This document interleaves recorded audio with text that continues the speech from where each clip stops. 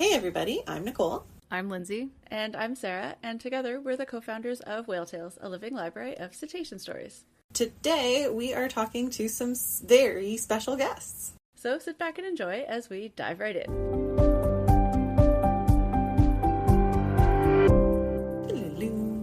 Hello everybody, happy summer! Woohoo! Or winter. Or winter. It's true, happy summer or winter. Happy July. Maine, July. Yeah. Heat's getting to me because it is summer here. And that's okay because today we have a super fun episode linked to our Journal Club episode from this month all about Peale's dolphins. We were lucky enough to chat with Carolyn Weir, a cetacean scientist and a cetacean ecologist for the NGO Falklands Conservation. She has been working in the Falkland Islands since 2016, primarily on sei whales and right whales. We're also joined by Morgan Martin, a marine mammal bioacoustician.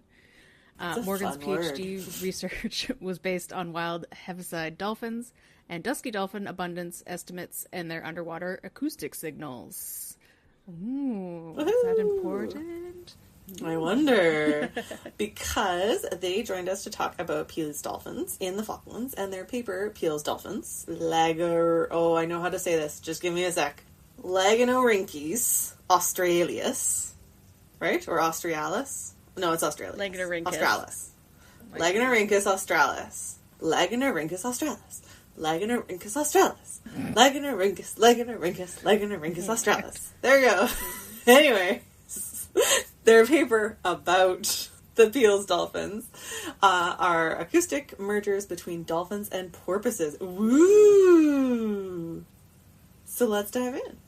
Carolyn and Morgan, thank you for being here. The reason that we reached out to you in the first place was your paper on Peale's dolphins, which we'll be talking about in a bit. And honestly, one of the main reasons is that we don't know anything about Peale's dolphins at all.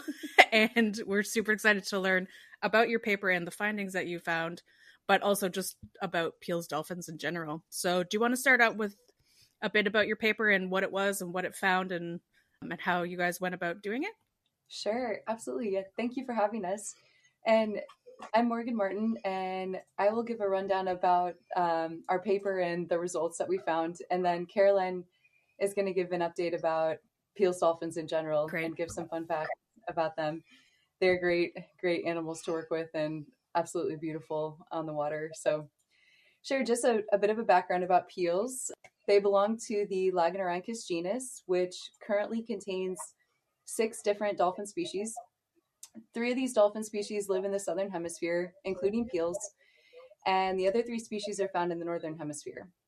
2 of the 6 species of dolphins in the Lagonorhynchus genus are what we bioacousticians call narrowband high-frequency clicking species, or NBHFs for short. So you'll hear me use NBHF maybe a lot during this, but narrowband high-frequency species produce echolocation clicks at ultrasonic frequencies, typically always above 100 kilohertz and often around 130 kilohertz.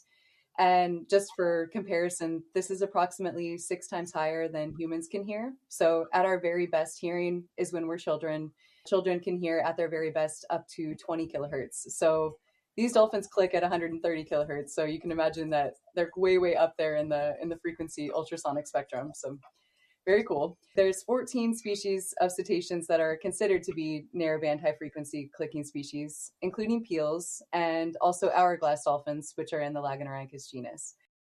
There's a little over 70 different species, 70 as in 70, different species of odontocetes or toothed whales that can produce echolocation clicks. And having this small group of only 14 species within those, 70 odd that are actually narrowband high-frequency species means they're quite unique in their ability to produce these really ultrasonic sounds. The majority of other odontocete species produce what we call broadband, much lower frequency echolocation clicks, with some additional special click types that belong to beaked whales and sperm whales. We're not going to talk about those today, though. But a lot of the broadband clicking species of odontocetes also produce whistles underwater, and those are what they use to communicate with one another. The narrowband high-frequency species are all believed to have evolutionarily lost the ability to whistle and produce any sounds below 100 kilohertz. And I'd like to talk a little bit about the results of our recent paper, which is titled Peale's Dolphins Are Acoustic Mergers Between Dolphins and Porpoises. And I should note in reference to the title that all of the porpoise species are narrowband high frequency clicking species, and the majority of dolphin species in the world are considered broadband clicking species. Mm-hmm. So the opposite, basically. Dr. Carolyn Weir, who's here with us today, collected the recordings of the Peale's dolphins that we used in the paper from the Falkland Islands, which are located just east of the southern tip of Argentina. And she's going to talk about her experience recording the Peale's dolphins in the wild. And I was responsible for analyzing the Peale's recordings that Caroline collected. And we found both narrowband high frequency clicks and also the more broadband lower frequency clicks, which were often as low as 40 kilohertz in the recordings. I also have to say we weren't expecting to find this, but we found whistles in the Peale's recordings too. This was a really big surprise. And since they're actually lower frequency sounds, the whistles that they made, which were usually below 10 kilohertz, it was a lot of fun for me to be able to actually listen to them since I'm not used to be able to hear any of my study species. So that was super fun for me. We found that the Peale's whistles and the more broadband clicks they were making, they were produced together in the same bouts. And the broadband clicks that they made were also in the form of burst pulses, which is a known dolphin communication signal as well. So basically they were producing these broadband burst pulses and whistles in the same encounters together. And we put it together that they're communication signals, basically. So it was really, really, really fun for us to try to work that together. And in our paper, I also compared whistles from the other 4 broadband species of dolphins that are in the Lagonorhynchus genus, because all of them can whistle and have been reported to whistle. And the Peale's whistles were actually really similar in frequency to the other dolphins in their genus, which was great. I was really happy to find that. So kind of in a nutshell, our results from the paper showed that this narrowband high frequency species has in fact not lost the ability to whistle. And they have a much more complex acoustic repertoire or vocabulary than we previously thought. And the Peales are really throwing a monkey wrench into the current way that all the species are grouped into acoustic categories. So I guess you just have to stay tuned to see what happens to them, right? Yeah, that's one of our favorite subjects. I was reading this paper yesterday and messaging Sarah and Nicole because I don't know if you listen, but I know our listeners will know one of our biggest soapboxes is taxonomic classification in cetaceans. So when I started reading this, I was like, this is perfect. It's exactly what we're looking for. More arguments about why things are grouped in the ways that they are. Absolutely. So, Carolyn, do you want to introduce yourself a bit and then also talk about the research that you did in the Falklands on the Peale's dolphins? Yes, I can do that. My name's Caroline Weir, and I am the cetacean ecologist at Falklands Conservation. So I've been based down in the Falkland Islands now since 2016. Oh, wow. The focus of my work here is actually on whales, and 2 species of whales, but we also have some amazing dolphin species around the islands, and that's primarily the inshore coastal ones, the Commerson's dolphins and the Peale's dolphins. And both of them are very abundant around the island here and often seen around the kelp beds in particular. So when we're going out on our boat surveys to work with the whales, we are normally joined by dolphins very regularly during the days.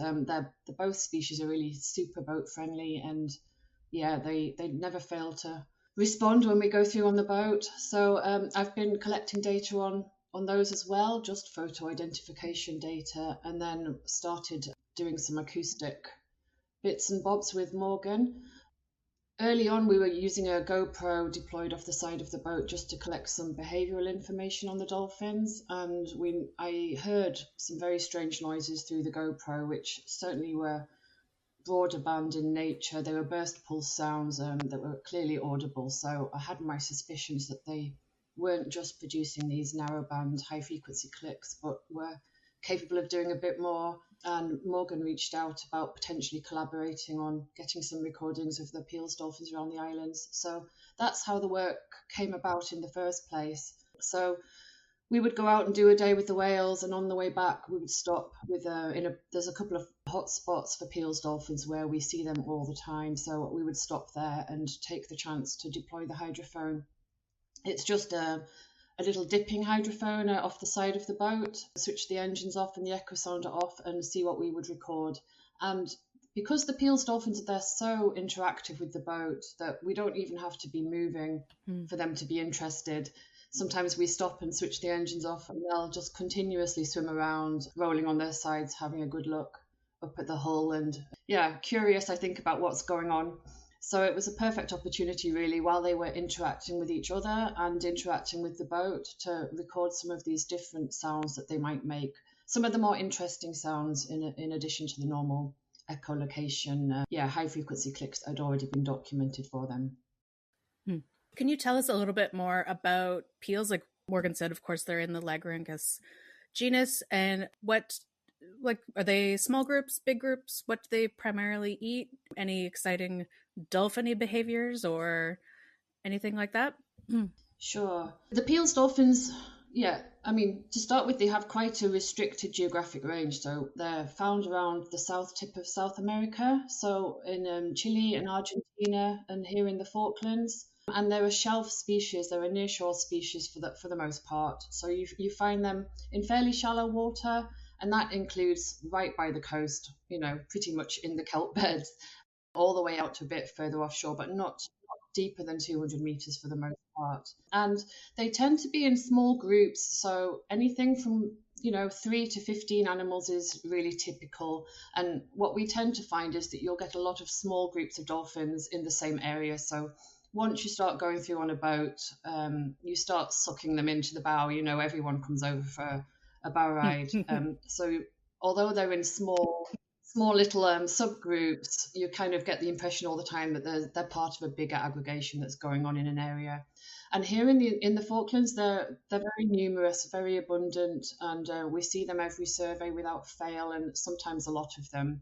And they live a typical dolphin life. So yeah, they have their calves during the summer. We believe that they go slightly further out from the coast to feed. And the diet for Peale's dolphins is not super well documented, but they will eat a range of fish and squid and octopus. So they probably catch food inside the kelp beds and also a bit further offshore when there's a lot of sort of squid aggregating.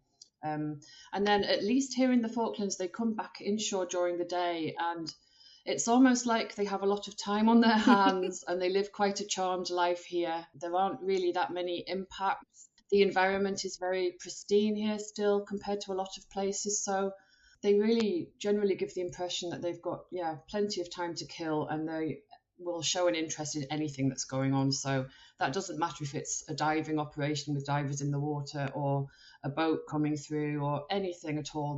They'll shoot over and have a look at, and they're really interactive. So, you can drift in the boat for 40 minutes and the dolphins are continuously there having a look and doing silly things around the boat.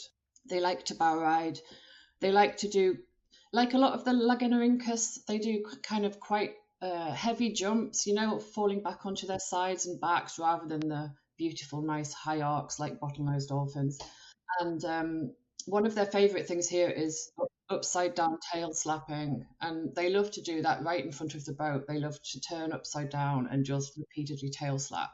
And if they get the chance, their heads come out the water and they're properly eyeballing the boat.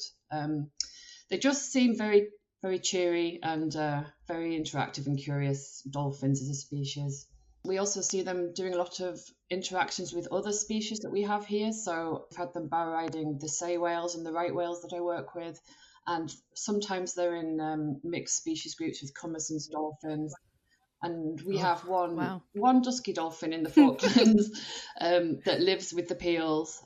So yeah, we quite often see that interaction as well. It's a dusky dolphin we know quite well. It's got a particular notch in the dorsal fin trailing edge, so we know it's the same one, and we see it every year in amongst Peale's dolphins. So I think they've adopted it into their group. That's random but adorable. That sounds like a great experience with dolphins. And you mentioned photo ID. What are their defining identification features? Yeah, they're dolphins with quite a prominent dorsal fin. So similar to other other dolphins with big dorsal fins, like bottlenose dolphins. We're looking at the same kinds of things. So it's nicks and notches in the trailing edges of the dorsal fins mostly. They do have some variation in dorsal fin shape and pigmentation, but those features are less reliable, really. So we primarily use the nicks and notches, and we have a small catalogue. I'm afraid I'm, as usual, very far behind with cataloguing all the dolphin identification images. So yeah, it's a process that is very time consuming and we never really get on top of. But we certainly, around Stanley, which is the capital of the Falklands, we certainly have 100 to 200 animals in the catalogue. Wow. So, and we see some of the same animals in consecutive years. So they obviously live here. It's sort of a place that they've made their home. Wow. Okay, I have just one more question. This goes back to the recording a little bit, so maybe Morgan can answer some of this.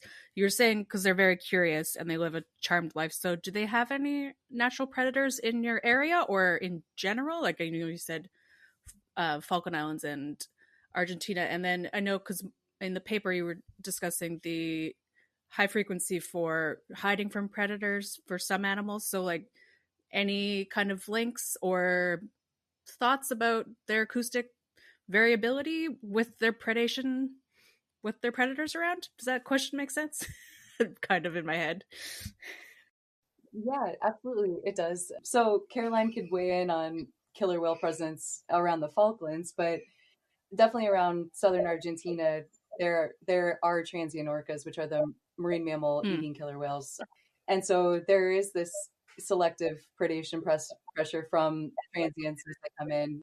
I would say that that's probably the main predation that they would ever face, if they did face any around the Falklands, would be the transient orcas. And one theory that has been communicated through the literature, there's several theories as to why these narrowband high frequency species echolocate and communicate at these ultrasonic levels above 100 kilohertz. And one of them is that eavesdropping killer whales, they can only hear up to about 110 kilohertz. And so theory is called acoustic crypsis, meaning that if they echolocate and talk higher than killer whales can hear, then they're being acoustically cryptic to, eavesdropping predators in the area. And so that's one of about 6 different theories that are out there, but it is probably the most widely accepted one.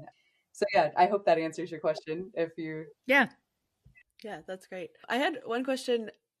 Maybe I'm not sure who would be best able to answer this one, but I was just wondering, so because you're recording from a boat and they're very curious about the boat, what do you think maybe any impact on their acoustic patterns because of being exposed to the boat? Like, is there any thoughts on that? Sure, I could weigh in on that, and then Carolyn, feel free to jump in too if you want.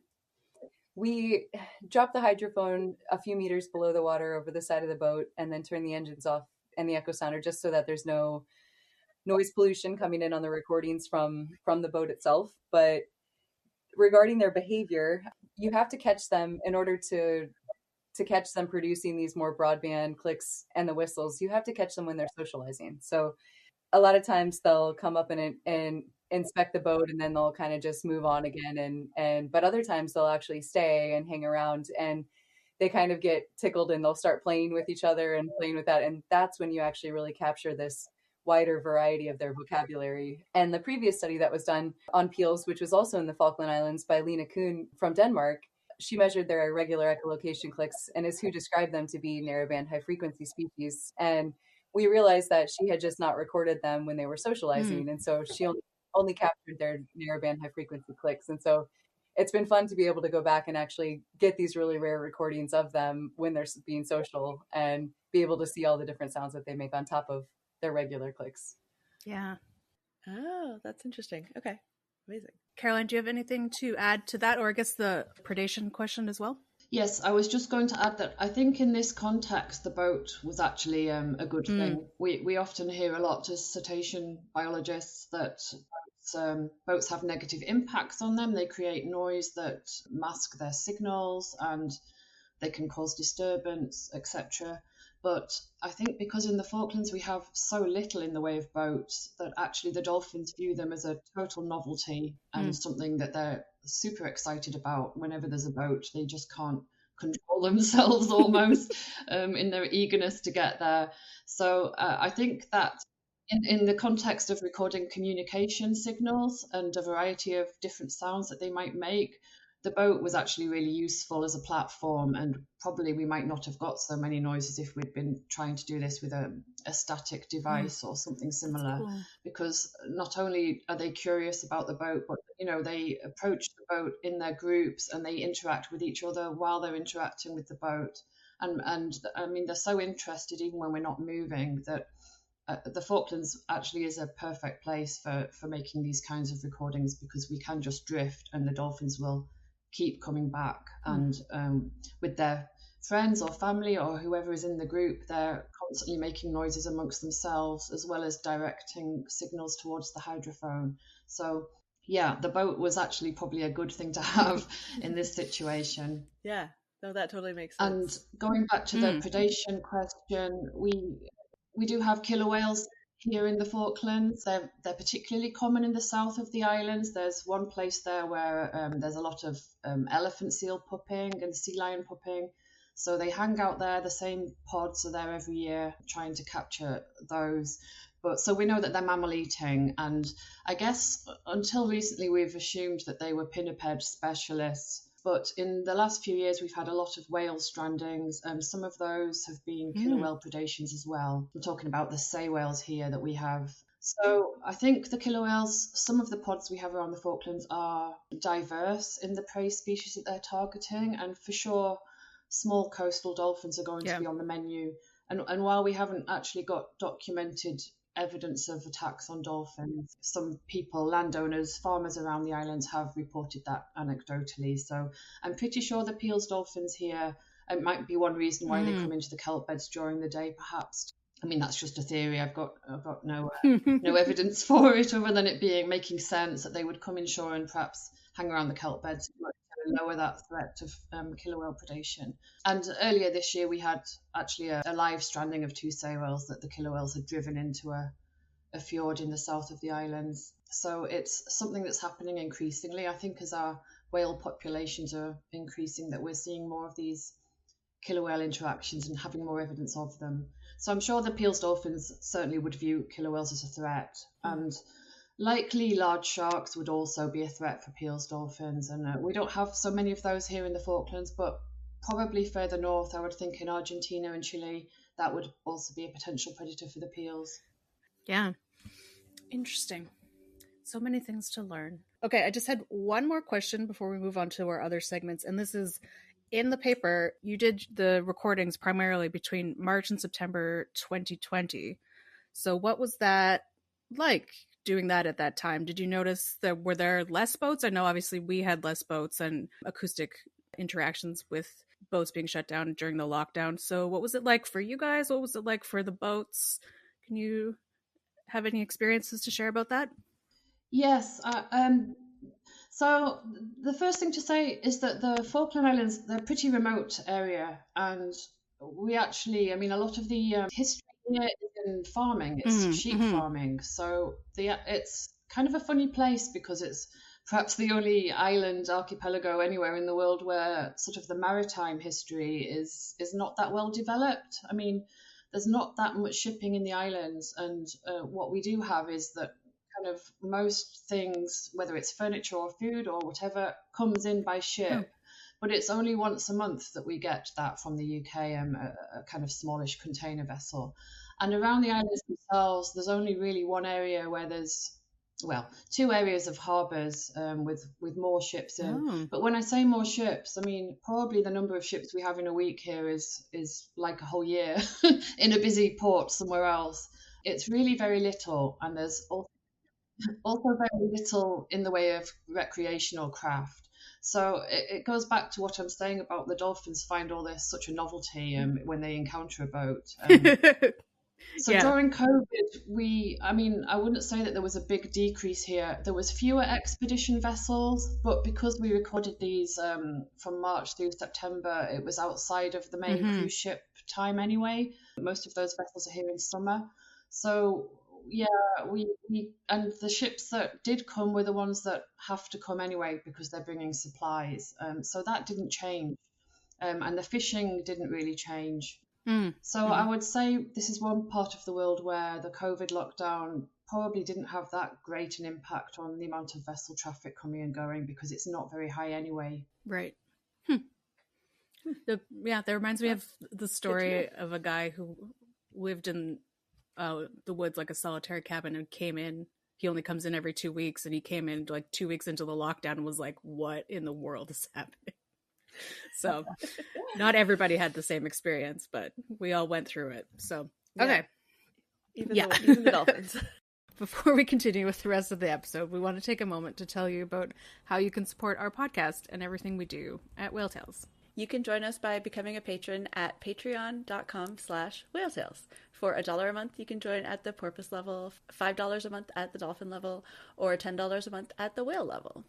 And each level comes with a variety of perks, including polls, thank you postcards, access to extended interviews or extra stories our guests share with us, and as a whale level patron, you can even produce your own Fun Flipper Fact segment of the pod. Plus, we have extra podcasts because we just love talking to each other, especially when we get to talk about cetaceans. So for our dolphin and whale level patrons, we have our Journal Club podcast every other month, where we dig deep into a free access journal paper and share our thoughts about it and welcome you to share yours. And this month, as we mentioned up at the top of the episode, we are digging right into the article that we've been chatting about so far. So if you'd like to learn more about the paper itself and our thoughts on it, then check us out on Journal Club on Patreon. Thank you so much to all of our patrons. You are amazing. Agreed. If you aren't able to support us financially, there are still things you can do to help us out. You can leave a rating or a review on your podcast platform of choice, like Apple Podcasts or Spotify. This will help other people find the podcast. And you can also just tell all your sciencey, cetacean-loving, podcasty friends about the podcast and everything we do at Whale Tales so that they can listen along. You can also follow us on social media at whaletails_org. Plus, send us your feedback so that we can keep making the podcast even better. So we always like to share with our listeners a fun flipper fact. And so maybe since we have two guests, maybe we could see if either any or both or either of you have a fun flipper fact, which is like a fun little fact, anything about any cetacean that you'd like to share with our listeners. Okay, I have one. I don't know if Caroline has one. Maybe she can chime in after this. I have been studying the Cephalorhynchus dolphins, which are a genus of 4 species of little dolphins that are also all narrowband high-frequency species. They're 4 of the 14. They're all based in the Southern Hemisphere, and they're these little commersons, which are with Peales in the Falklands. They're one of the 4 that Caroline has worked with too. They have serrations or ridges on their pectoral fins that they use for tactile stimulation or like rubbing on each other. What? And there's been a study done that shows that the ridges are more pronounced on the pec fins in males and also on more pronounced on one side, like left or right, compared to the other on their bodies. So they think that they may be attributed to lateralization behavior, like left-handed or right-handedness in them. So they basically use their pec fins and they kind of just stick them out and rub them along each other. Whoa. Ridges on them, yeah. Do they leave marks? Like I know, like rhesos, right? With the I guess that's more of the squid, but like rake marks and killer whales, maybe. Do these leave marks at all, or are they just kind of like scratchies? I'm not sure. I think it might be more just like a scratchies, but yeah, they're definitely more pronounced, right? That's so fascinating. Caroline, do you have a fun fact about a cetacean? Yes, kind of. I'm not sure how fun it is, but the one I wanted to share, because it's a question I get asked a lot here, is about the southern right whales and the colour variation, and the fact that we get these funny coloured right whales, because generally southern right whales are pretty much black with a few little white patches on their bellies, but we do get the occasional one that's a really mottled grey, pale grey colour, almost ghost-like, and they're really popular because they stand out and they look a bit different, and people always ask me whether they're albinos or what the deal is with this kind of weird color. So basically the color pattern in right whales is linked to their genes, and these funny colored ones are born as white calves with black black dots on them, if you like, black ovals of pigmentation. And as they age, they turn into these pale grey adults, which are called grey morphs or brindles. And the interesting thing is that because this colour is linked to their genes, pretty much all of those animals are males. And it's really rare to have a grey morph female. It's not unheard of, but it's a very rare thing. So approximately 4% of southern right whales are born with this different colour, pale coloration, and they're all males. That's so interesting. That's cool. Wow. Like, do you think about like humpback tails being different colors and like if that is in any way kind of similar, but I don't know. It's so random. Do you know if that happens in northern right whales? I don't feel like I haven't heard any, but maybe it's just because we don't have any whales. Yeah, I don't believe that it does. I've not heard about any pale-coloured North Atlantic right whales. And yes, unfortunately, we're struggling with numbers there, aren't we? But even so, if 4% of them, of the right whales are that coloration, so we would still expect there to be one or maybe one, 1 to 4, perhaps North Atlantic right whales with that pale coloration. Interesting. Okay. All right. That's great. Thank you. I love those facts. I learned so many new things, and Nicole's going to be so jealous we learned a Commerson fact without her. So now we get into whale tales. We share a story, maybe a favorite encounter, one that sticks out in your mind about any cetacean at any time. Obviously, we would love to hear more about Peale's dolphins if that's something that you have a fun encounter about, but any cetacean. Morgan, would you like to go first? Sure. Mine is unfortunately not about Peales. I have had the privilege of getting to record them, but mine weren't as fun as Caroline's were in the Falklands. But it's really hard to pick just like a single encounter to talk about. Right? There's so many good ones, but I guess one that came to mind when you just mentioned it. 2 summers ago, I was doing fieldwork in the Arctic, and we were out on the water in a small wooden boat, like a canoe with a motor on the back. There were a lot of bowhead whales in the area where we were, and a juvenile bowhead whale swam up next to our boat and was turning on its side and looking up at us and kind of just making direct eye contact with us. It was super, super curious. And all of a sudden it just decided to swim under our boat, and it lifted us up completely out of the water and then dropped us back down into the water with a huge splash. And it basically gave us all a huge scare and like a massive adrenaline rush because the water was freezing around us and we couldn't really fall out of the boat at that point. But that was by far the most exciting experience I've had on the water. Yes, I think that would be quite memorable indeed. Oh boy. Caroline? Yes, I racked my brains for a Peale's dolphin one because, I mean, to be honest, they give us a lot of amazing encounters, so it's quite hard to find one that stands out. But one that came to mind for sure was a couple of years back, and during the winter we're working with southern right whales here, and right whales are, well, as their name suggests, they're pretty easy to study and very amenable to that. So we were out in our boat. I think there was 3 right whales on this time, just lazing at the surface, and they were pretty quiet, which was great because it meant that we have a lot of opportunity to approach to get photo identification shots of their heads and collect some tissue samples. So I was feeling pretty happy that the animals were behaving quietly and nicely.